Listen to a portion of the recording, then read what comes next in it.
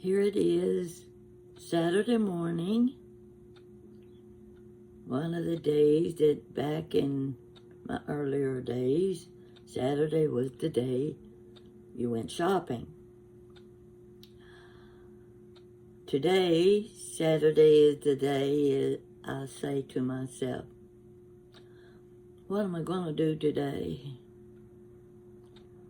Because I can go shopping every day of the week now. But I got nothing to shop for except groceries. And I'm kind of overdoing that. Now, I really hadn't planned a story for you today, but I was sitting here eating my breakfast, which is always a sausage biscuit. And I happened to pick up something.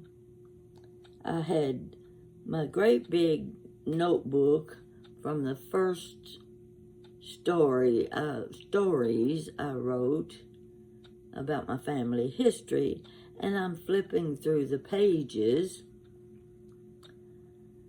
and I come across a photograph. Oh my goodness. I've been looking for that picture for 3 years. Finally found it. I'm going to tell you about it. When I was living in Tennessee, I needed a new project. I knew a lady who made dolls, porcelain dolls. She was very good. She made her own molds, all the clothing, everything. And I liked the quality of her work. I liked the dolls that she made. In fact, her major doll was called the Georgia Peach. Every year, once a year in the spring, she came out with a new Georgia Peach. Well, you know how collectors are. They started collecting the Georgia Peach doll. They had to have the new one. So she was pretty busy processing orders and producing the Georgia Peach doll.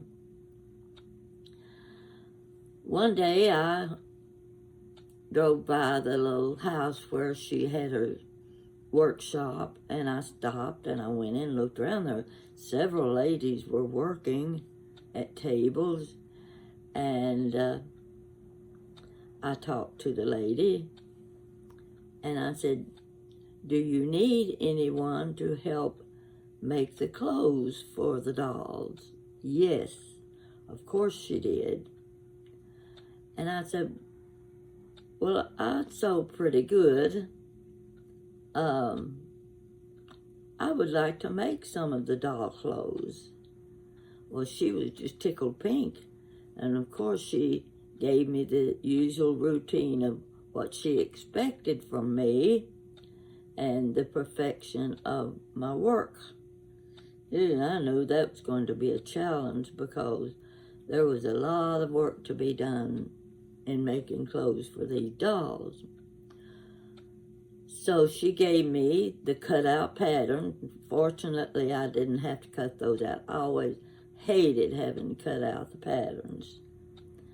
So all the pieces were there, all the buttons, the snaps, the thread, everything you needed was in the pack. Okay, I go home and I get started on what she gave me was a little boy and girl doll, 8 inches tall, cutest things you ever saw, and cute outfit they were wearing. Now with dolls like this, you've got ruffles, ruffles, ruffles. You've got lace, you've got baby buttons, and you've got tiny snaps, and lace around the collars, and lace around the sleeves, and lace around the skirt. The girl has a hat, the boy has a hat. The girl is wearing a petticoat, very full petticoat.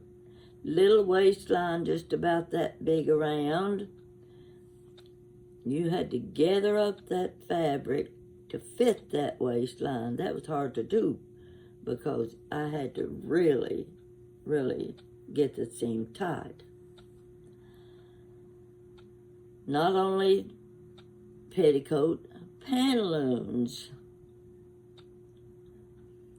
You might have a dress with an apron over it. A lot of work involved in just the little girl's outfit.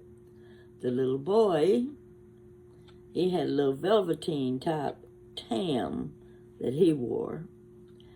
And they both had the kind of outfits. They had the big collars, lace all the way around those collars, little buttons down the front.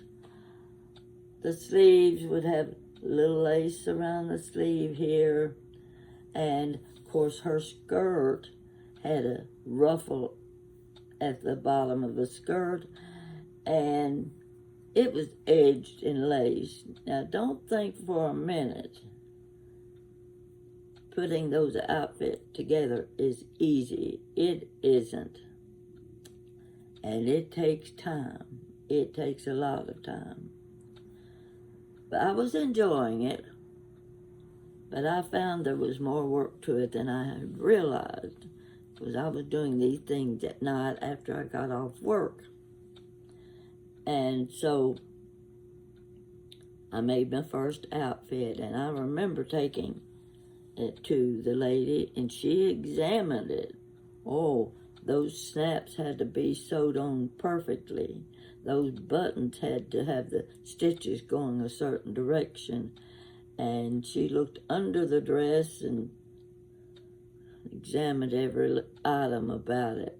And if there was a thread out of place, she told me you had to take it back and you had to fix it.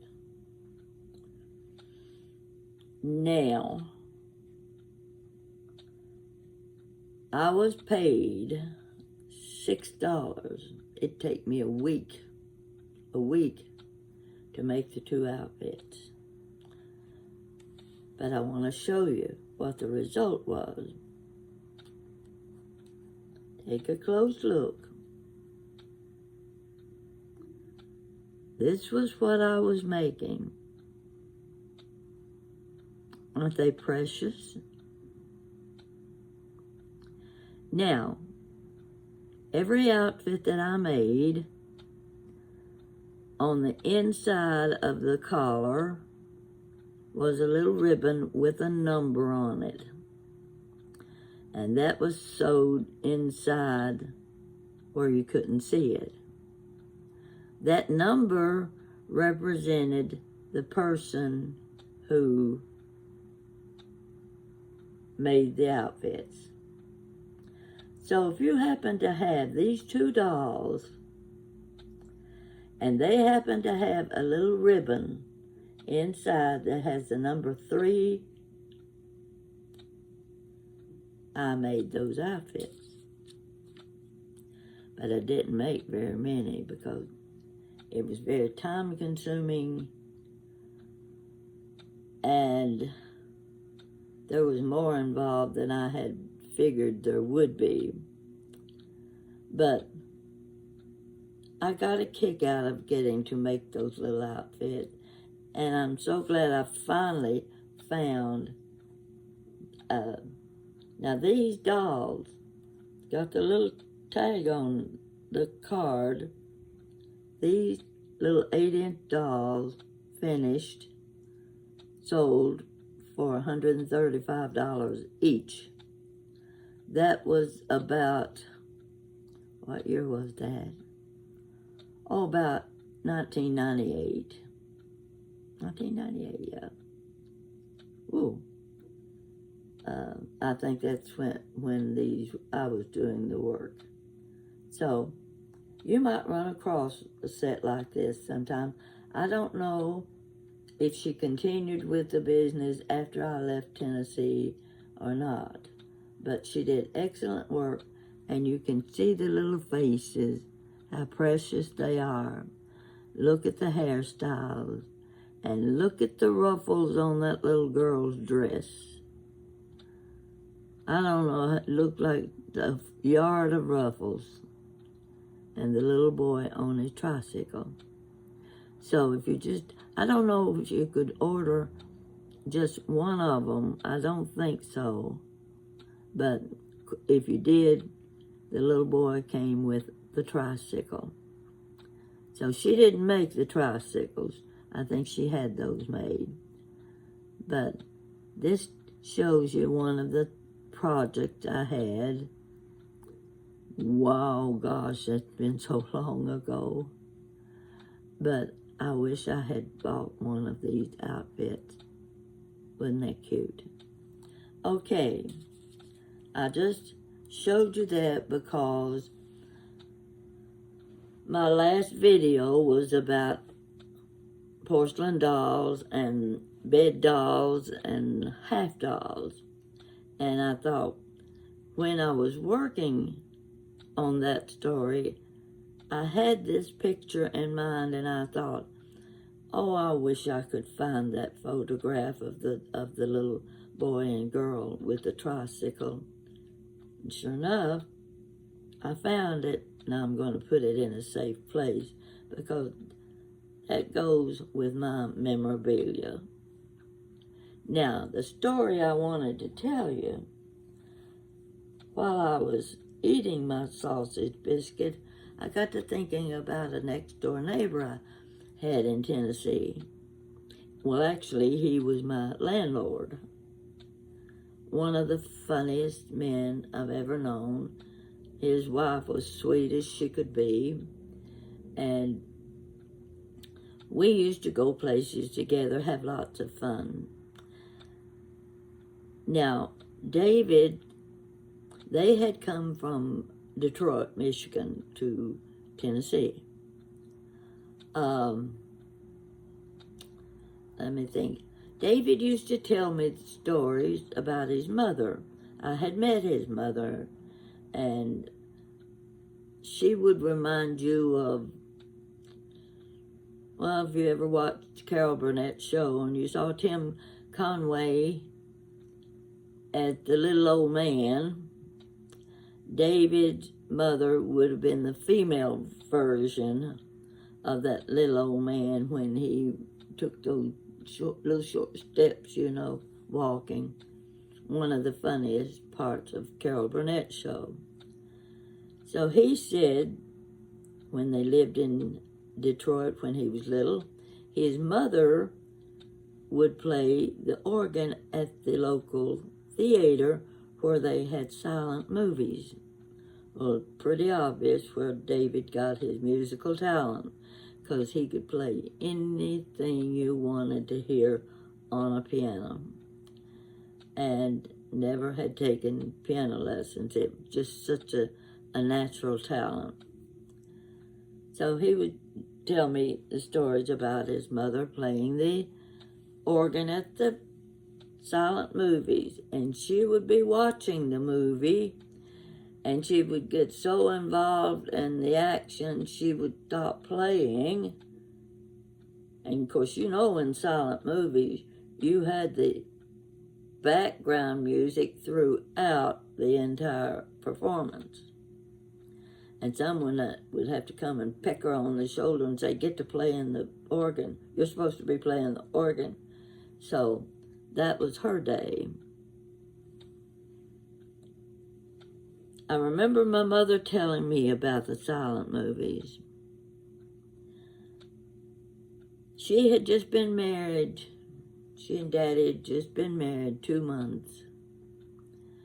And her brother Will, my Uncle Will, and his wife had 3 little boys, preschool age. And she was giving birth to the 4th baby. She died during childbirth. That meant my grandmother and my Aunt Cassie took the baby home with them. because Uncle Will could not take care of 4 little boys by himself. So he asked my mother, would you come and live in my house? Now, at the time, my dad was working for the railroad, and he was gone lots of times at night. Well, this would work out fine, so Mama agreed. She knew Uncle Will needed the help. And so she and Daddy moved into the house with Uncle Will with the 3 little boys. But on weekends, Mama was free from having to take care of the boys, and she and Daddy would go to the theater and watch silent movies. Well, I was just shocked when she told me that. I had no idea they had knew anything about silent movies, but she said that's what their weekend retreat was to see a silent movie. Now, back in those days, the movie cost a nickel each. Okay, I'm going to move ahead. About 1950, 1951, my sister and I were both in high school, and we went to the movie every weekend. I was in the theater every Saturday afternoon, sometimes Sunday. Now, I have to admit, the best movies ever made were made during that period. You had the musicals, you had the mystery, you had the horror film, you had the comedy shows with the Three Stooges, with the Laurel and Hardy and the others. All kinds of really good movies. So I spent a lot of time at the theater. Well, it was about 1951. The Harlem Globe Trotters. How many of you remember the Harlem Globe Trotters? Wanda and I went to the theater and we saw our first movie of the Harlem Globe Trotters playing basketball. Man alive, that was so exciting, and they were such fantastic ball players. We came home and we told Mama, you and Daddy have got to go see the movie with the Harlem Globe Trotters. Well, what were you talking about? They had never seen a talking movie. 1951 now. They'd never seen a talking movie. We finally talked them into going. Now, the only thing missing in that movie was Wanda and me sitting up behind them where we could watch our parents in a movie theater where they'd never been before. At that time, I think the movie would have cost each of them 40 cents. And I'm going to venture to say Mama wasn't going to spend a nickel on a bag of popcorn either. But when they saw that movie, they liked it. Yeah, they really liked it. Their first movie. Well, it wasn't long after that, another movie came on. And these were wonderful, heartwarming movies. And the one we had just seen was called I'd Climb the Highest Mountain. Some of you might even remember that movie. You might even be able to look it up. It was with Susan Hayward and William Lundigan. Now we're talking about 73 years ago. This is what I'm remembering. Don't remember much about the movie except that it was on the religious side because he was a preacher, and the movie was filmed in the Blue Ridge Mountains of Virginia. Now, I've been through the Blue Ridge Parkway from one end to the other, and I'm telling you, there's no prettier country than what you can see driving along that highway up high in the mountains. You can see so far, miles and miles away. Beautiful, beautiful country. So you put that together 73 years ago, and of course the time period for the movie would have been another 50 years, I guess, before that, because they had to go in and build their own log cabins and that sort of thing. But the movie was so good, so inspirational, Wanda and I decided this is a movie for Mama and Daddy. They'll definitely like this movie. I know they will. So William London, of course, was the minister, and Susan Hayward was his wife, who had come from one of the northern states. So she definitely was not used to log cabins. She was not used to having to kill hogs and raise chickens and things like that. So it was a very trying time for her as the wife. But it was a beautiful movie. Yes, again, we talked Mom and Daddy into going to the movie, and they saw the movie. I'd climbed the highest mountain. Those were the only two movies my parents ever saw before they started coming on television. Well, we're in a different era then. So I thought I'd just tell you that story about my parents' first movies and how we take those things for granted. Like I said, I went to the movie every Saturday.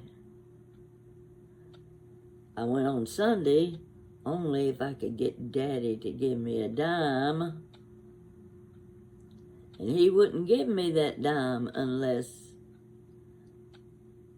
I had gone to Sunday school and stayed for church that day.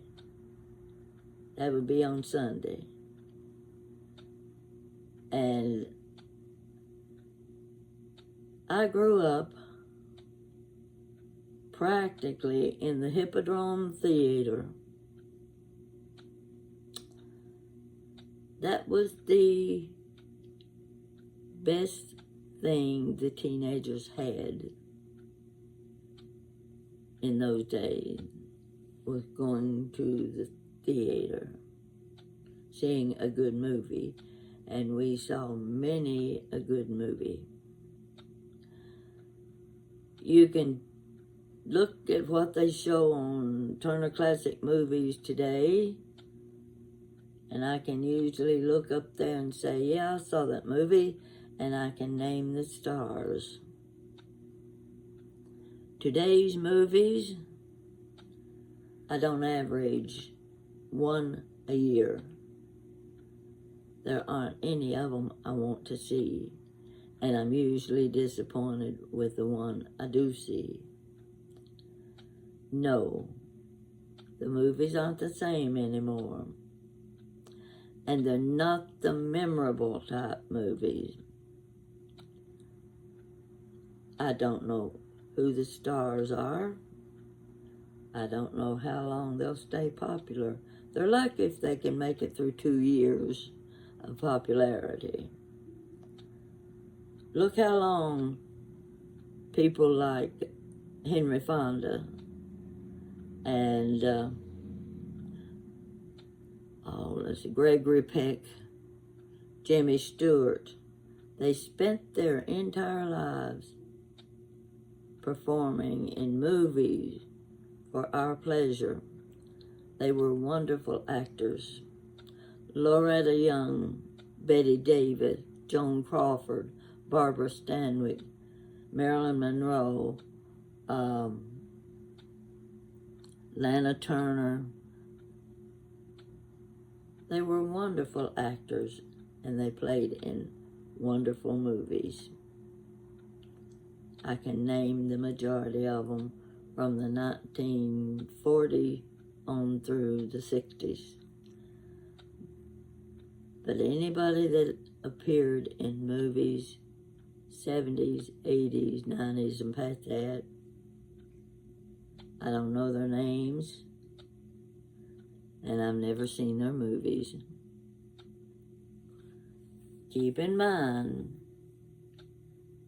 there was a time when the movie theater was the attraction for teenagers. You knew where they were. They weren't going to get in any kind of trouble. They weren't going to be in a car wreck. And they weren't somewhere looking for a can of beer or drugs. I'm glad I grew up during that time period. My mother didn't have to worry about where I was on Saturday afternoon. She knew I was in the theater. So that's my story for today, and a few of you can apply it to your own lives. But if you want to see a silent movie, you've got to turn on Turner Classic Movie late at night, and you get to read all the words on the screen. Sometimes I have trouble with it because I can't read the words fast enough. But that's what you call a silent movie.